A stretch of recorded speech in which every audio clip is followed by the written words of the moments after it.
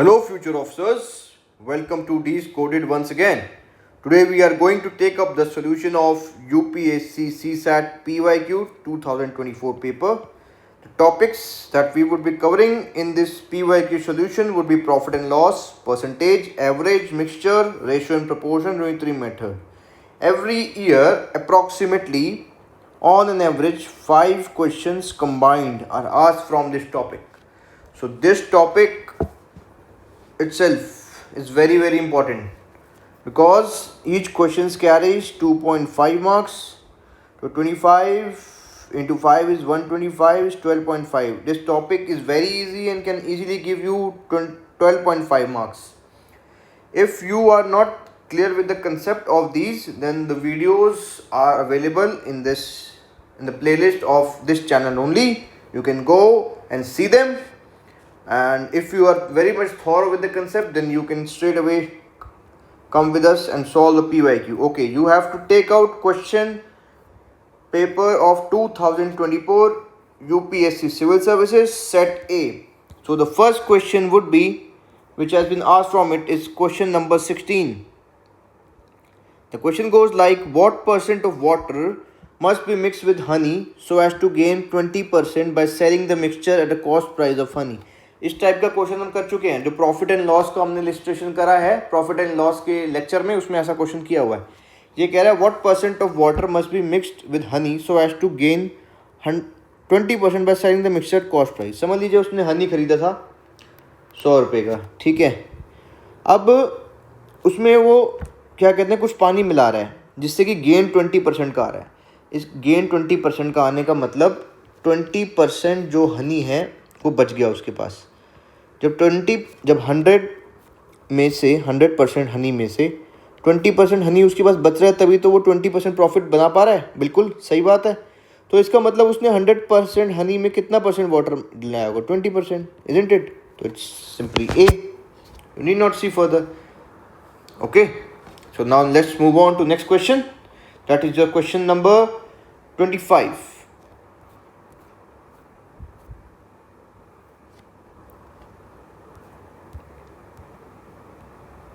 2% P and Q enter into a business.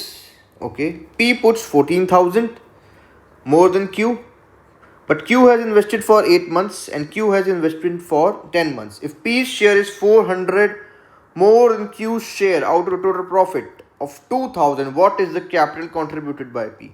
इसको करने से पहले एक चीज़ जान लो कि जो शेयर ऑफ इन्वेस्टमेंट है, समझ लो P का इन्वेस्टमेंट था P कुछ और Q का Q था. तो जो उनका शेयर ऑफ इन्वेस्टमेंट है ना, अगर उसका रेशो लोगे P बाई Q की, रेशो कुछ नहीं होता. अगर 2 नंबरों का रेशो लेना है तो उन नंबरों को डिवाइड कर दो आपस में, तो उसका रेशो आ जाएगा. तो जो शेयर ऑफ इन्वेस्टमेंट है इनका, P का कुछ P है और Q का कुछ Q है, तो उसका शेयर ऑफ इन्वेस्टमेंट रेशो में मानोगे तो P बाई Q हो जाएगा. तो जो P का प्रॉफिट है, P का प्रॉफिट डिवाइडेड बाय Q का प्रॉफिट, जो शेयर ऑफ इन्वेस्टमेंट है वो प्रॉफिट के रेशो के इक्वल होता है. आपको ये याद रखना है, ठीक है. मतलब प्रोपोर्शन में होता है. अगर 2 रेशो आपस में इक्वल हो जाते हैं तो हम कहते हैं कि वो प्रोपोर्शन में. तो आप ये कह सकते हो, share of investment of P is to share of investment of Q is in same proportion to the profit of Q, P upon profit of Q. Getting? Now let's try and solve the question. It is saying 2% P and Q enter into business. ठीक है, business में enter हो गए, कोई दिक्कत नहीं है. तो हमें कुछ पता नहीं है, तो हम मानते हैं कि जो Q का शेयर था इसके अंदर ना, जो Q का शेयर था वो X था, ठीक है. अब P हैज़ इन्वेस्टेड Q से 40,000 ज़्यादा, तो P का हो गया X प्लस 14,000, ठीक है. बिल्कुल ठीक बात है. अब ये आगे कहता है कि P ने इन्वेस्ट किया 8 महीने के लिए, तो जो इसका टोटल शेयर ऑफ इन्वेस्टमेंट हो गया इतना इंटू 8 और Q का हो गया X इंटू 10, ठीक है. ये याद रखो. अब आगे चलो. If P's share is 400 more than Q's share of total profit then what of 2,000, what is the capital contributed by P. ठीक है, कोई दिक्कत नहीं है. मतलब हमें X प्लस 14,000 जो है वो निकालना है हमने यहाँ पर, ठीक है. X प्लस 14,000 निकालना है आपको. तो समझ लो कि Q का प्रॉफिट ना, Q के प्रॉफिट को Q ले लो, छोटा Q ले लो, तो फिर P का कितना हो जाएगा? Q इससे 400 ज़्यादा है, तो ये टोटल प्रॉफिट है 2,000 आपका. तो 2Q इज इक्वल टू 1600 हो जाएगा, तो Q आपके पास आ जाएगा 800। तो फिर P का जो है उससे कितना है 400 ज़्यादा, तो 800 plus 400 is equal to your 1200। हमने अभी ऊपर देखा है जो शेयर ऑफ इन्वेस्टमेंट है और का जो रेशो है और जो प्रॉफिट का रेशो है वो प्रोपोर्शन में होता है। तो शेयर ऑफ इन्वेस्टमेंट कितना है, देखो इसका था P का है आपका, P का शेयर ऑफ इन्वेस्टमेंट है P और Q का Q है, तो प्रॉफिट P का और Q का, तो ये आपके पास आ जाएगा। यहाँ पर आप इसको लिख सकते हो, क्योंकि इसने 8 मंथ्स के लिए किया तो 8 into x plus 14,000 divided by, उसने 10 मंथ्स के लिए किया, कितना किया x किया है 10x is equal to profit कितना है P का 1200 अपॉन 800।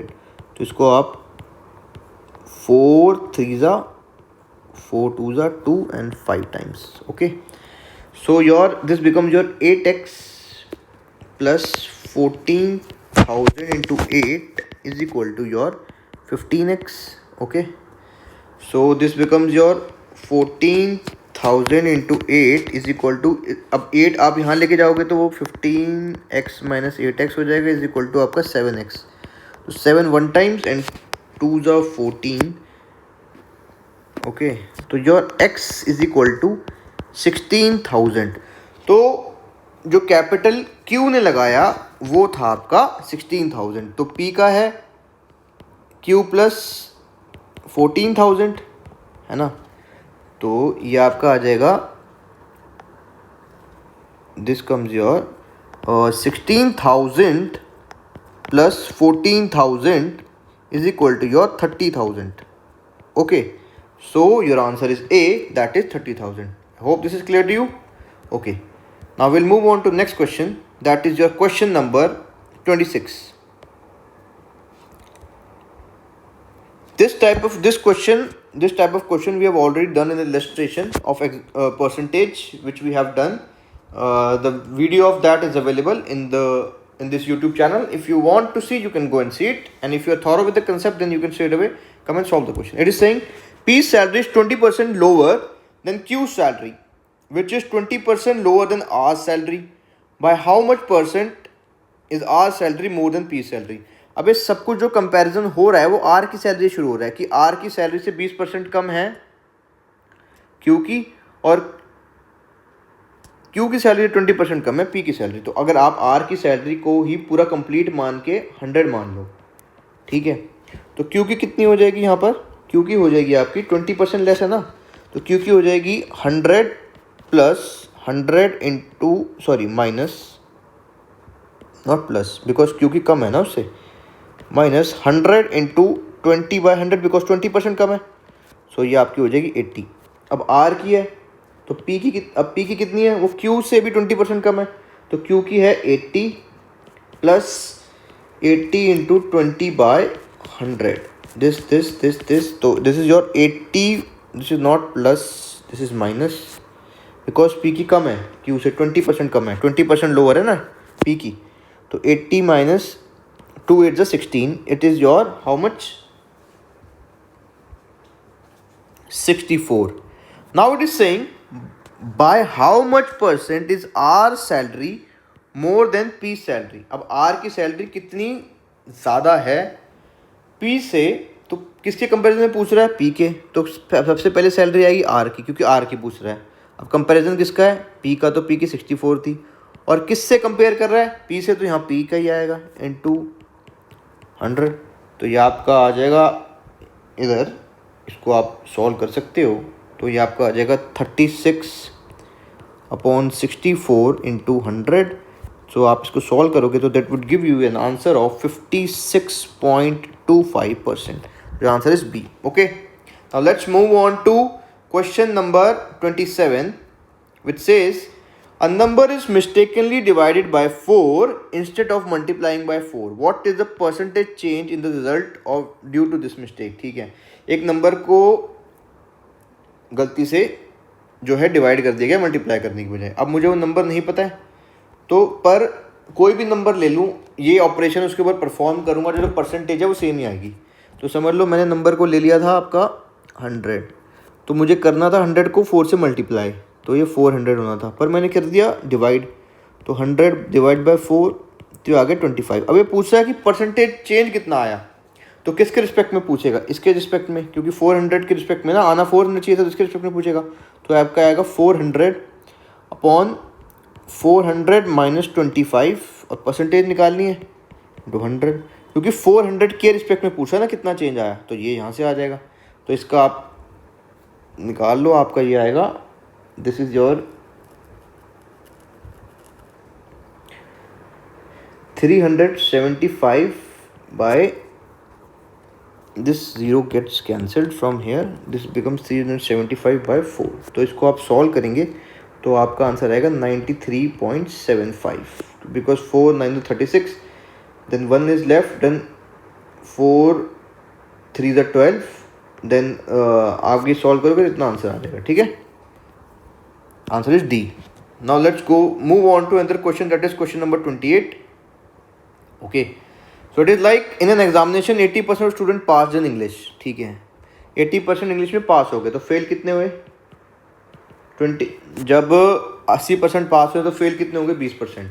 ठीक है, इंग्लिश में 70% of student pass in Hindi, so English में फेल कितने हुए आपके, तो हिंदी में कितने, हिंदी में 70% पास हो गए, तो फेल कितने हुए हिंदी में, हिंदी का फेल आ जाएगा आपका 30%। And 50% failed in both the subjects, both में फेल हो गए आपके 15%। ठीक है, अब ये जो 20% इंग्लिश में फेल हो रहे हैं, इसमें कुछ ऐसे भी है ना जो बोथ में फेल होंगे। ठीक है,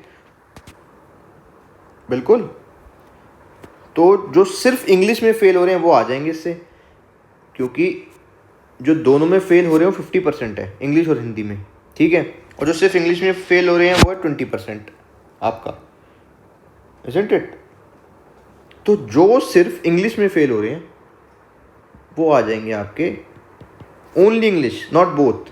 इसमें तो बोथ भी इंक्लूडेड है ना, जो इंग्लिश फेल ऊपर वाला आ रहा है, तो ओनली इंग्लिश वाले में आपका आ जाएगा 20 minus 15 is equal to 5%।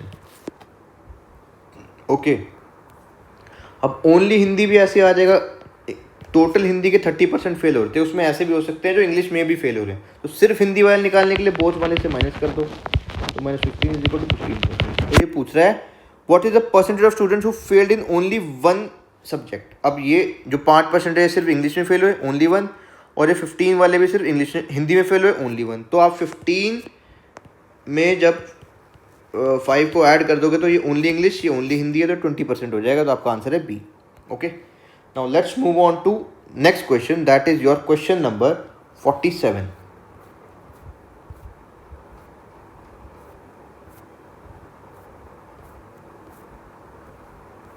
Okay, this is question number 47. A person buys 3 articles P, Q, R for 3,300 rupees. ठीक है, 3,330 rupees. If P costs 25% more than R and R costs 20% more than Q, then what is the cost of P? तो हमने देखा है कि अभी ऐसे दिया होता है कभी 20% more 15%, तो हम कुछ नहीं करते, जब हमें नहीं पता तो हम उसको 100 ले लेते हैं, और फिर रेशो जब जो अगर आप 100% मान के कर रहे हो ना, जो रेशो किसी भी चीज़ का आएगा वो सेम ही निकल के आएगा। तो आप मान लो कि ये कह रहा है P cost 25% more than R and R cost 20% more than Q, तो Q को आप 100 ले लो, Q को आपने 100 ले लिया। तो अब ये कह रहा है कि जो R है वो 20% ज़्यादा है, तो R कितना हो जाएगा 100 प्लस 100 इंटू 20/100, यहाँ प्लस होगा क्योंकि ये ऐड हो रहा है ना, तो this you cancel, तो it would be your 120. Now it is saying P cost 25% more than R, तो R कितना था 120, 120 into 25/100, this is your 1/4 and this is your 3। ठीक है, ये प्लस आएगा, तो ये आपका आ जाएगा 150 यहाँ पे। ठीक है, अब आगे चलते हैं हम, तो we can see one thing that P is to Q is to R की जो कॉस्टिंग है उसका रेशो आ जाता है आपके पास 150:100:120। ठीक है, तो 15:10:12 इनका रेशो आ जाता है कॉस्ट का आपस में, जो कॉस्ट का रेशो है। ठीक है, आ जाएगा, बिल्कुल सेम है। अब ये कह रहा है person by 3 article P Q and R for this is this. तो अब एक कॉमन फैक्टर होगा जिनको आप इन तीनों से मल्टीप्लाई करोगे और ऐड कर दोगे तो ये आ जाएगा, क्योंकि इन तीनों की कॉस्टिंग दी हुई है पी प्लस पी क्यू और आर की। अब इनका रेशो तो आप जब इनका एक रेशो कुछ आ रहा है तो इनमें एक कॉमन फैक्टर होगा ना जिसकी वजह से रेशो आ रहा है, तो वो कॉमन फैक्टर मुझे नहीं पता है अभी। तो मैं एक ऐसे लिख सकता हूँ कि 15x plus 10x plus 12x is equal to, तो ये कॉमन फैक्टर मुझे नहीं पता तो उस कॉमन फैक्टर को मैं x ले सकता हूँ। जब एक कॉमन फैक्टर है तभी इनका रेशो आ पा रहा है, ठीक है। तो ये आप कह सकते हो कि 37 times x is equal to 3330। So from here your x is equal to 90। अब देखते हैं क्या पूछता है। Then what is the cost of p। अब p क्या आ रहा था 15 यहाँ पे, तो p का कॉस्ट चाहिए 15x, ठीक है। तो अब 15 को आप x से मल्टीप्लाई, यानी कि 15 को आप 90 से मल्टीप्लाई कर दो तो ये आपका आंसर आ जाएगा, जो आएगा आपका 1350। Your answer is D. Okay, now let's move on to next question, that is question number 65. Okay, this question goes like this is a statement type of a question. Okay, the question is followed by two statement 1 and 2. Okay, a certain amount was distributed among x, y and z. Question, who received the least amount? Least amount find करना है। पहली statement है x received, x ने receive किया 4/5 of what y and z received together। तो x आपका हो जाएगा यहाँ पे 4/5 upon x plus y, isn't it? Sorry, y plus z, not x plus y, y plus z. This is given in statement number आपका 1। तो आप यहाँ कह सकते हो कि 5x is equal to 4y plus 4z। इसको इक्वेशन नंबर 1 मान लो क्योंकि स्टेटमेंट 1 से आ रही है। अब आगे क्वेश्चन चलिए। Statement can be answer by using one statement alone. तो स्टेटमेंट नंबर 1 से क्या आप बता सकते हो कि सबसे छोटा कौन सा है? नहीं बता सकते, तो ये कट जाएगा। The question can be answered by using either statement alone, नहीं, क्योंकि 1 से दे ही नहीं पा रहे हैं। The question can be answered by using both the statement together but can not be answer using either statement. The question can not be answer using even both the. अभी हमें नहीं पता है, स्टेटमेंट नंबर 2 पे चलते हैं पहले, क्या कहती है वो। Y receive 2/7 times of what X and Z receive. Okay, तो y हो जाएगा आपका 2/7 ऑफ x प्लस जेड। तो y, तो 7y इज इक्वल टू आपका 2x प्लस 2z। इसको स्टेटमेंट नंबर 2 मान लो। अब मुझे इन स्टेटमेंट्स को अगर सॉल्व करना है तो मुझे इनको इक्वल बनाना पड़ेगा। तो अगर मैं यहाँ पे 2 से मल्टीप्लाई कर दूँ तो ये भी 4z बन जाएगा ना यहाँ पे, ठीक है।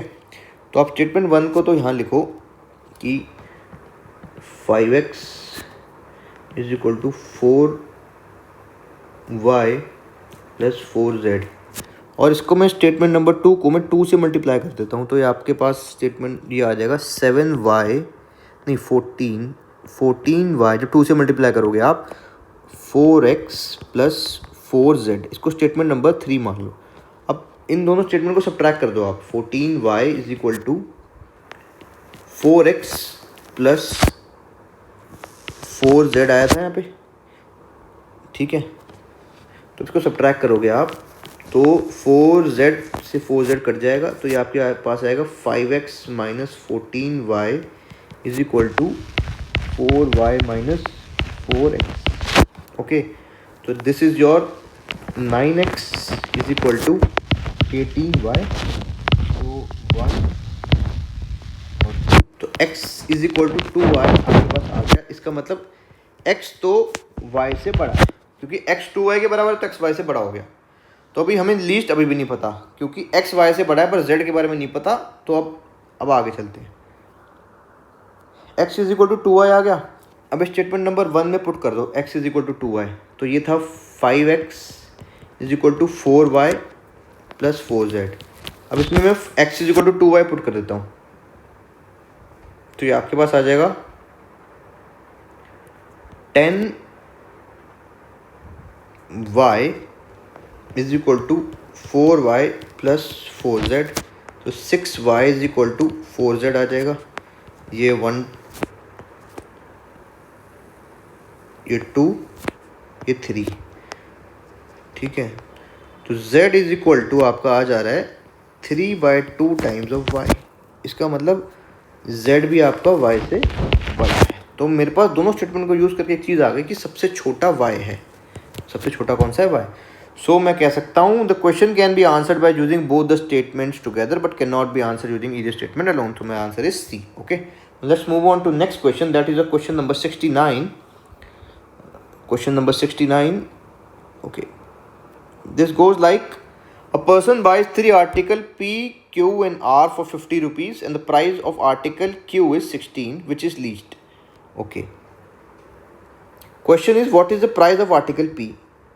The cost, ठीक है, P का फाइंड करना है हमें। एक चीज़ दी हुई है कि P, आप इसको थोड़ा सा जूम कर लो, P plus Q plus R is equal to आपको दिया हुआ है यहाँ पहले से 50 रुपीज़ और आपका Q दिया हुआ है 16 रुपीज़। तो आपका P प्लस R जो है आपका हो गया 34। ये हो गया यहाँ तक। अब आगे चलते हैं। The question is followed by two statement 1 and 2। अब इसको कंसिडर करना है। The cost of P is not more then that of R। तो जो P है वो R से बड़ा नहीं है, तो R से छोटा होगा या इक्वल होगा। ठीक है, तो इससे क्या आप आंसर कर सकते हो क्वेश्चन को? नहीं कर सकते। P plus R is equal 34 आ गया है मेरे पास। P plus R is equal 34 तो बन गया है, पर इससे मैं बता नहीं सकता। Question can be answered by using one of the statement alone but can not B answered bye, नहीं अभी कह नहीं सकते। Statement can be answered by using either statement alone, नहीं, ये गलत होगा क्योंकि 1 से नहीं आ पा रहा है। अभी ये भी नहीं कह सकते, ये भी नहीं, आगे जाके देखते हैं। The cost of R is not more then that of P। तो जो R है वो भी P से छोटा है, ये भी ये कह रहा है। तो इन दोनों को अगर आप कंबाइन करोगे तो ये कह रहा है कि P जो है वो R से बड़ा नहीं है और ये कह रहा है R भी जो है वो P से बड़ा नहीं है। तो इसका मतलब ये हो गया R is equal to P। इन दोनों को यूज़ करके P is not more than R and R is not more than P। इसका मतलब R is equal to P। So I have already given P plus R is equal to 34. So I can say P is equal to R. So 2P is equal to 34. So my P comes to be 17. So P की value आ गई दो को statement को use करके। So question can be answered using one of the statement alone but cannot be answered using other statement। ये गलत है। The question can be answered using both the statement together but can, हाँ ये सही है कि दोनों को स्टेटमेंट यूज़ करके मेरे पास P की वैल्यू आ गई है। So with this we are done with the PYQ of 2024 paper, okay, of UPSC CSAT. The next video would be of 2022 paper of these topics only, because in 2023 no question was asked from these ratio, proportion and all those. This concept of ratio, proportion, percentage, average is a combined concept and it is cannot be taken as a separate concept. इसमें mix होके question आता है हमेशा और बहुत scoring होता है, बहुत आसान होता है। आप देख रहे हो हर साल अराउंड 5 क्वेश्चन तो आ ही रहे हैं, 5 से ज़्यादा भी आ जाते हैं। तो आपके पास सीधा एडवांटेज है 12 नंबर का, तो उसको एडवांटेज को अपने पास रखें, अपने कब्जे में कर लें उस एडवांटेज को। दोबारा PYQ शो करें और इस वीडियो में जो ये लेक्चर चलते जा रहे हैं इस चैनल के ऊपर, हर टॉपिक के ऊपर चल रहे हैं, उन क्वेश्चंस को दोबारा करो। उसी टाइप के क्वेश्चन आ रहे हैं, आप देख लोगे खुद।